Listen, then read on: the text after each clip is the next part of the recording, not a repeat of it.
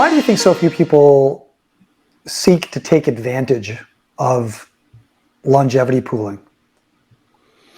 Well, there could be a number of issues that get involved there. There is this idea of the annuity puzzle, which came from the academic world of why don't people use commercial annuities more often than they do?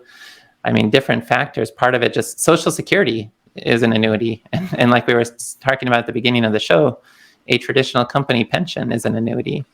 So at least for retirees today who still may have traditional company pensions, they may already have enough annuity income between Social Security and the pension. They don't necessarily need a commercial annuity. Beyond that, I think part of the trouble, just with the way the U.S. system evolved, annuities started to get just like a tax deferral tool and create confusion. Like when I was living in Japan, a Japanese person asked me, why does the English language have these two different words, annuity and pension? Like in Japanese, there's just one word to represent those concepts.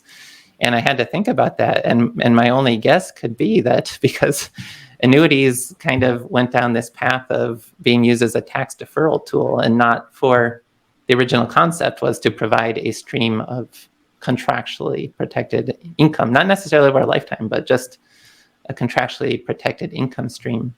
So it kind of moved away from that original meaning, and that's in that context became more complicated, confusing. There's now many different types of annuities with many different types of features that get. I think partly the insurance world is making things too complicated, and they do that to try to get some competitive advantage of how they can market their annuity as having some feature. But you have to then really dive in and understand, okay, they made one lever look more attractive. What did that do to the other levers, and how does the overall performance look? And so that just leads to issues as well. There's been like different sales practices that haven't always been on the up and up. And so it's just created a tough road along the way. And those are some of the factors that help to explain why, at least why academics are surprised that people don't use annuities more often than they do.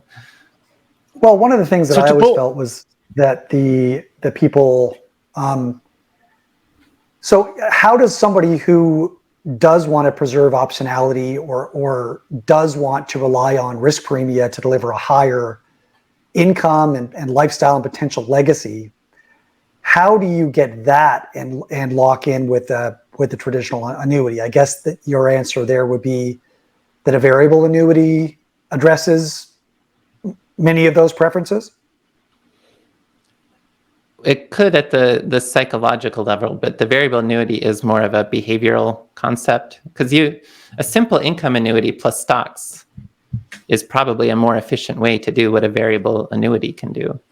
Yes, but then you're not taking advantage of the risk pooling, like the mortality pooling in the equity allocation, right? So you're only really taking advantage of that in the sleeve that's allocated to the annuities, I think, right? Unless I'm missing. Mm-hmm. Oh, no, yeah. So the income annuity or a variable annuity with a living benefit attached to it both give you the risk pooling element, because the way the variable annuity works is if you deplete the underlying asset base, then that living benefit that you've been paying for kicks in and you enter the settlement phase where it will continue to pay the promised amount of annual spending for the rest of your life, no matter how long you live at that point. So the variable annuity with a living benefit, without annuitizing the contract, does give you that same sort of longevity pooling as a traditional simple income annuity. But less so for the most part, because it has all these other features with liquidity and with the ability to invest in sub-accounts and so forth.